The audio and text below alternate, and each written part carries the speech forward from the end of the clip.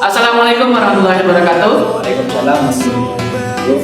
Jadi di sini kami dengan kelompok 3 akan menjelaskan makalah kami yang berjudul tentang sejarah aliran Annals dan lainnya. Di sini dengan saya Muhammad Husni Dedun Rohman dan rekan saya Zainudi Ali. Saya pribadi akan menjelaskan tentang sejarah aliran Annals dengan karakter seperti ini. Dan karakter saya seperti ini. Oke, ikuti keseruannya dan kali ini opening dulu. Dang. Olha só minha foto dele, tu nunca prestou atenção. Lute outro fuzil, toma só rajadão.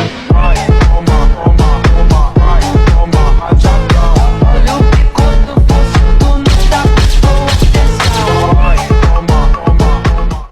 Oi kunyo, kalian pernah mikir gak kenapa sih sejarah selalu kedengarannya kaku? Kayak buku tebal yang isinya cuma hafalan raja, perang lawan raja, tanggal sekian, perang ini, tokoh itu, dan seterusnya. Padahal ya sejarah tuh nggak sesempit itu kunyo. Ada yang bikin sejarah jadi lebih luas dan lebih manusiawi tentunya. Namanya aliran Annals. Bang, apa sih itu Annals? Bang. Oke, sabar. Gua ceritain pelan-pelan ya, biar kalian semua nih pada nyantol.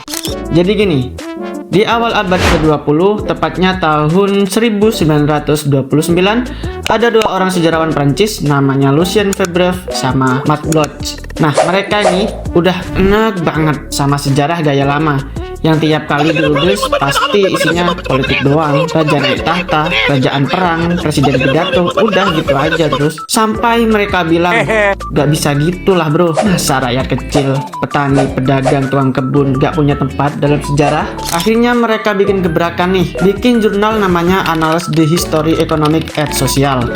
Ini kayak majalah ilmiah tapi isinya ngebahas sejarah dengan cara baru. Dari situ lahir aliran Annales yang tujuannya ngubah cara pandang orang soal sejarah. Nah, terus bagaimana sih perjalanan aliran Annales ini?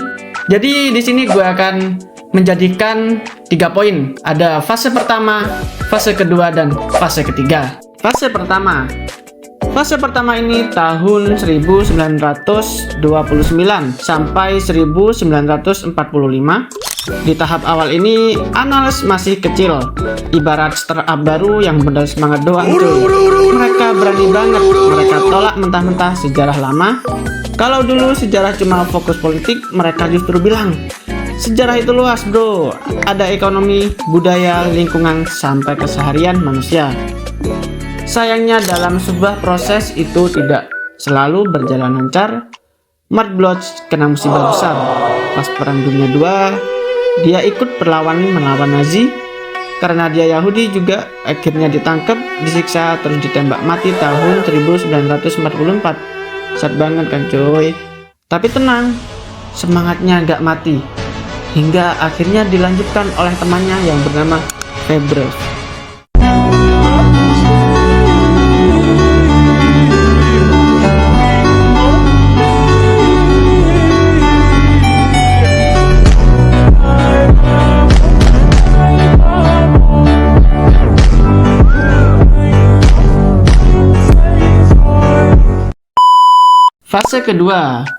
Fase kedua ini tahun 1945 sampai 1968. Nah, ini setelah perang selesai, aliran Annales malah makin kuat. Di sini muncul tokoh gede banget yang bernama Fernand Braudel. Orang ini jenius banget bro. Dia ngenalin konsep yang disebut dengan sejarah total, atau bahasa gampangnya bisa disebut sejarah jangka panjang. Jadi jangan cuma lihat peristiwa sehari 2 hari, tapi lihat proses gede yang jalan ratusan tahun. Contohnya kayak gunung iklim, perdagangan, itu semua ngefeknya ke jalannya sejarah. Braudel bikin karya legendaris yang disebut The Mediterranean and the Mediterranean World in the Age of Philip II. Tabelnya kayak batu bata coy, tapi isinya nih ngebuka mata orang. Sejarah bukan cuma kisah raja perang, tapi juga kisah orang biasa, geografi, bahkan cuaca. Gokil sih. Fase ketiga ini tahun 1968 sampai 1989. Masuk era ini, aliran analis udah kayak raksasa aja coy. Saking besarnya, arahnya mulai bercabang. Ada yang ngebahas sejarah sosio-kultural. Mereka pakai pendekatan antropologi, budaya, kebiasaan masyarakat. Ada juga yang balik lagi ke sejarah politik, tapi dengan cara baru.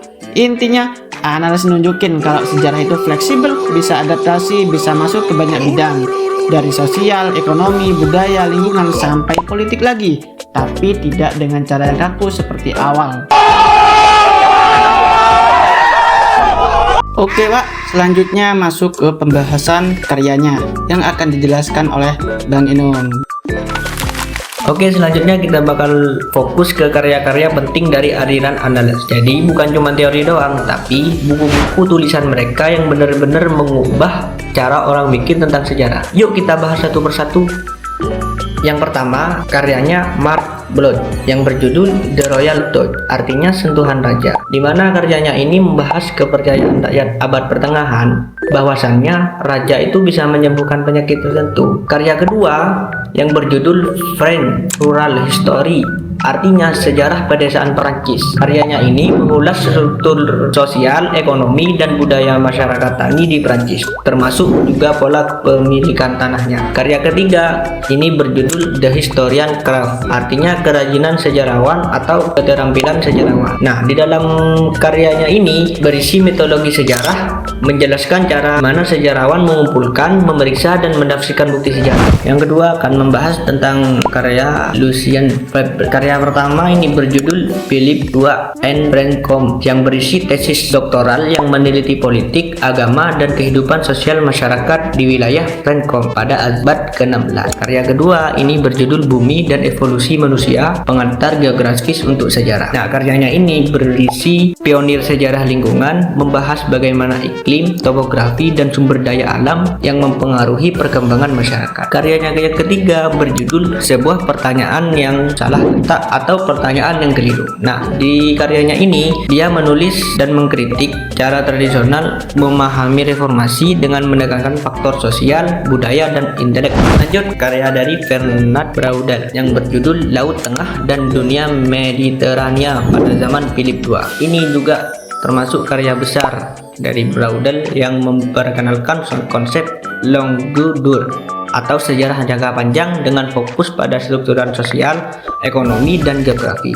Yang terakhir ada karya dari Emmanuel Leroy yang berjudul Montaillot. Jadi karya ini berisi tentang contoh klasik mikrohistori. Dia nyeritain kehidupan satu desa kecil di Prancis, lengkap sama keseharian masyarakat, keyakinan, bahkan gosip, semua dari arsip pengadilan Inkuisisi.